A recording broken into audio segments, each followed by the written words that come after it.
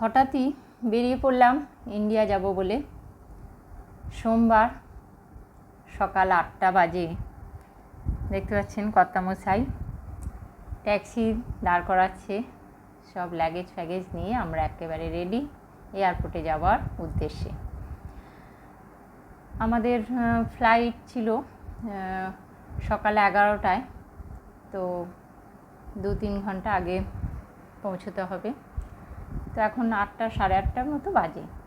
দুবাইয়ে প্রায় রাস্তাঘাট খুবই ফাঁকা সকালবেলা।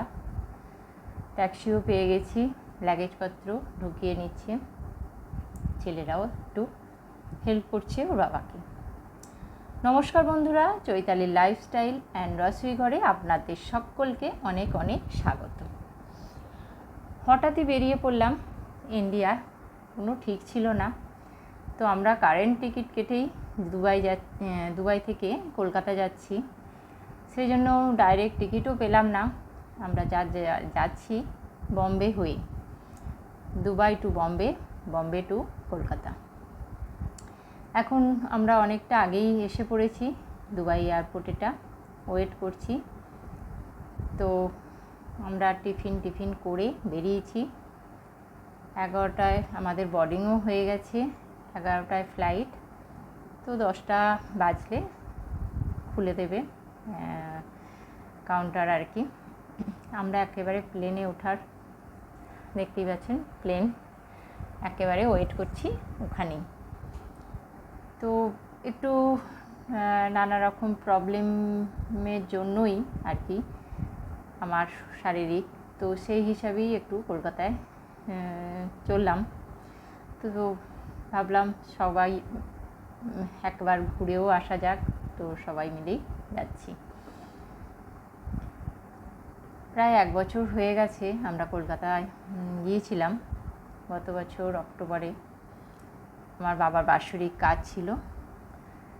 তো কথা বলতে বলতে প্লেনেও উঠে পড়েছি। চেকিং দেখতে পাচ্ছেন টাইম,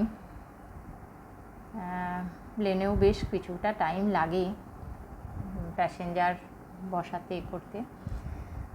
তো প্লেনে ওঠার প্রায় আধ ঘন্টা পরও লেগে যায় প্লেন ছাড়তে। খুবই অনেক দিন হলো, বেশ কিছুদিন নানা রকম প্রবলেমের জন্য আমার ভিডিও টাইম মতো আপলোড করা হয়নি। আমি রান্নার রেসিপি দিই, নিশ্চয়ই সকলে জানেন। তো বিভিন্ন রকম কারণের জন্য সব সময় দিয়ে উঠতে পারিনি। যখন পেরেছি দিয়েছি। আবার আমি সপ্তাহে একটা করে তো অবশ্যই দিই রেসিপি, কিন্তু দেয়া হয়নি কখনো কখনো। যখন পেরেছি দিয়েছি। তো আজকে ভাবলাম ইন্ডিয়া যাচ্ছি যখন, চলো একটা ভিডিও করা যাক। অনেক দিন কোনো ভিডিও দেওয়া হয়নি সেরকম, তবে গতকাল আর কি আমি একটা আপলোড করেছি জন্মাষ্টমী উপলক্ষে, রথযাত্রা উপলক্ষে। গুজিয়ার রেসিপি ছিল। তারপর আমার এই ভিডিও বেশ অনেক দিন পরে। কথা বলতে বলতে প্লেন ছেড়ে দিয়েছে, আমরা একদম আকাশের উপরে। আর তারপর আমাদের লাঞ্চও দিয়ে দিয়েছে, কারণ আমরা 11টায় উঠেছি, প্লেন ছাড়তে 11:30 বেজে গেল। তো লাঞ্চ টাইম, আমাদের লাঞ্চ দিতে প্রায় 12:30। তো লাঞ্চে ভালোই খাবার আর কি এনজয় করলাম। রাইস ছিল, ডাল মাখনি, চিকেন, ব্রেড, দই, এইসব তো থাকেই। খাওয়া দাওয়া করে সবাই টিভি দেখছে। আসলে দুপুরের টাইমটা খাওয়া দাওয়া মানে লাঞ্চ সেরে সবাই একটু ক্লান্ত, কিন্তু আমার 2 ছেলে একেবারে ক্লান্ত নয়। ওরা সমানে মোবাইল টিভি করে যাচ্ছে।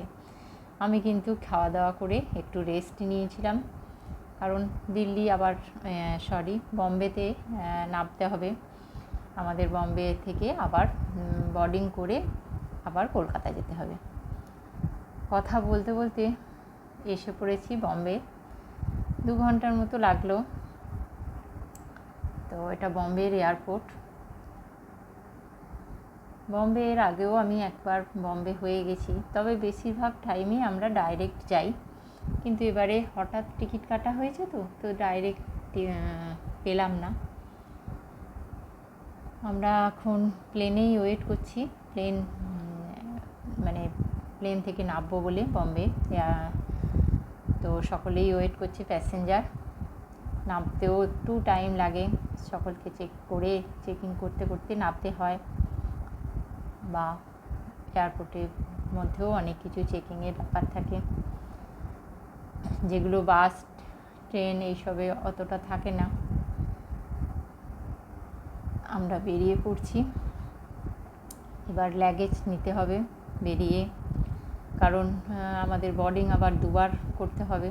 কখনো কখনো একেবারেই বোর্ডিং হয়ে যায়, লাগেজ নেওয়ার কোনো ঝামেলা থাকে না, তো সেটা হলে ভালো হতো, কিন্তু এখানে আমাদের বম্বে আবার বোর্ডিং করতে হলো, লাগেজ নিয়ে আবার লাগেজ দিতে হলো।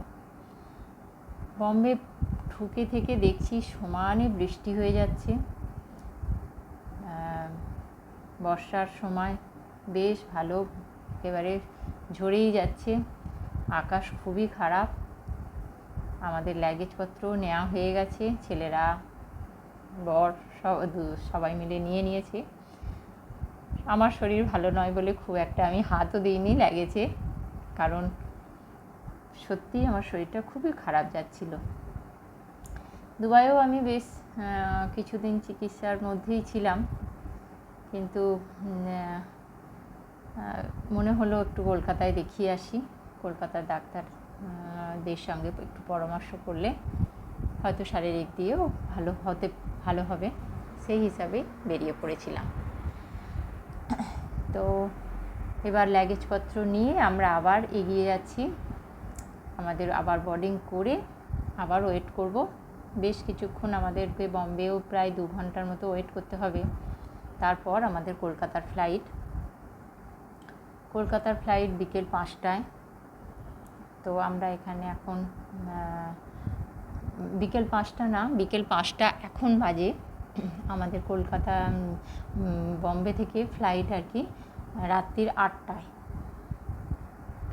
তো এখন আমরা একটু বসে রেস্ট নেব, কিছু টিফিন করার থাকলে টিফিন করে নেব, হ্যাঁ, তারপর আবার যথারীতি প্লেনে ওঠার জন্য রেডি হব। এয়ারপোর্টের খুব সুন্দর সুন্দর দৃশ্য আমি একটু ভিডিও করতেই যাচ্ছি। বম্বের এয়ারপোর্ট সবসময় তো আসা হয়ে ওঠে না, এসেছি, ভাবলাম একটু ভিডিও করে নিই, আপনাদের সাথে শেয়ারও করা হয়ে যাবে। অবশ্য অনেকেই বম্বে এয়ারপোর্ট আসেন, সেটা কোনো কথা না। তো এগিয়ে যাচ্ছি। এখন সমস্ত এয়ারপোর্ট খুবই সুন্দর হয়ে গেছে। আমাদের কলকাতার এয়ারপোর্টও এখন দেখার মতো, এটা বম্বে এয়ারপোর্ট দারুণ। তো আমরা এয়ারপোর্ট থেকে বাইরে আর বেরোবো না, এগুলো সব ডিউটি ফ্রি সামান বিক্রি হচ্ছে এয়ারপোর্টের মধ্যেই। কাপ, ঘর সাজানোর বিভিন্ন রকম সামান, সব কিছু দেখতে দেখতে যাচ্ছি আর একটু ভিডিও করে ফেলছি। ছেলেরাও আসছে, সমস্ত লাগেজ আমাদের আবার দেয়া হয়ে গেছে, যেটা হ্যান্ড লাগেজ আছে খালি ওটাই নিয়ে আসছি। এসে আবার আমরা বম্বে থেকে যে প্লেনে উঠবো সেই কাউন্টারে এসে ওয়েট করছি। বাইরে দেখতে পাচ্ছেন প্রচণ্ড বৃষ্টি হচ্ছে, বৃষ্টি ঝরেই যাচ্ছে, একেবারে থামার নাম নেই। আমি তো শালমুড়ি দিয়ে দিয়েছি, বেশ ঠান্ডা লাগছে এয়ারপোর্টের মধ্যে, একে বৃষ্টি হচ্ছে, তারপর এসি চলছে, আমার ভীষণ ঠান্ডা লাগছিল। আমি এমনি বাড়ির থেকে শাল একটা নিয়েই এসেছি, যখনই আসি আমি শাল জ্যাকেট কিছু না কিছু নিয়েই আসি, আমার প্রচণ্ড ঠান্ডা লাগে। আর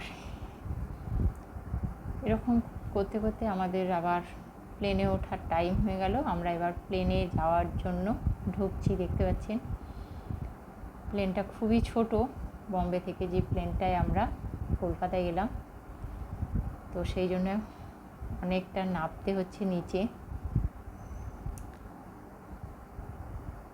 এই যে এবার প্লেনে উঠবো, এই যে সামনেই দাঁড়িয়ে আছে প্লেন। দুবাই থেকে যে প্লেনটা এলাম সেটা বেশ বড় ছিল, এটা অতটা বড় না, ছোট। প্যাসেঞ্জার অনুযায়ী প্লেন থাকে। তো ঢুকে পড়ছি কলকাতায় যাব বলে। মনটা খুবই ভালো লাগছে, আবার শরীর খারাপ বলে একটু খারাপও লাগছে। তো যাই হোক, যা হবে কলকাতায় গিয়ে দেখা যাক। তো চললাম, বসেও পড়লাম। আমাদের উইন্ডো সাইডে সিট ছিল, আমি আর আমার 2 ছেলে 3 সিটে, আর ওদিকের এক সিটে আমার বর বসলো। তো বৃষ্টি হয়েই যাচ্ছে, মনটা খুবই খারাপ লাগছে যে ঠাকুর ভালোই যেন কলকাতায় পৌঁছাই, কারণ ওয়েদার খারাপ থাকলে প্লেনে অনেকটাই অসুবিধা হয়। আবার তারপর রাত্রের ফ্লাইট, আমরা পৌঁছাবো আর কি কলকাতাতে নামার টাইম প্রায় 11:30 থেকে 11:45। তো আমরা কথা বলতে বলতে বা সব কিছু ঠিকঠাক করতে করতে আবার ডিনার দিয়ে দিয়েছে, কারণ আমরা উঠেছি 8টায়।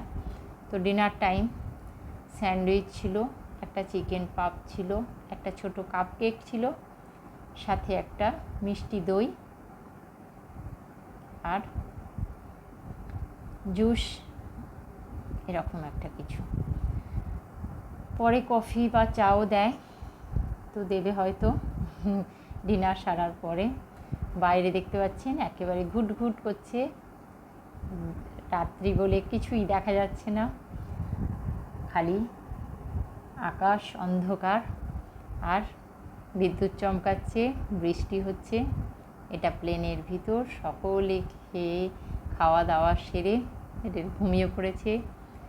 আমার ছেলেরাও খুব ক্লান্ত, কারণ সারাটা সকাল থেকে সারাটা দিন পুরোটা অনেকটাই জার্নি হয়ে গেল।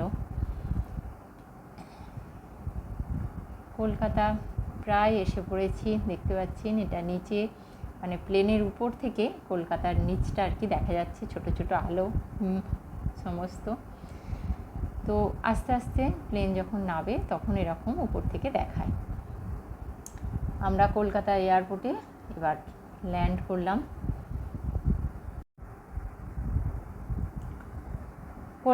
কলকাতার এয়ারপোর্টে নেমে পড়েছি। ছোট প্লেন বলে আমাদের সিঁড়ি দিয়ে নামতে হলো। আমরা ট্যাক্সি নিয়ে বলাই ছিল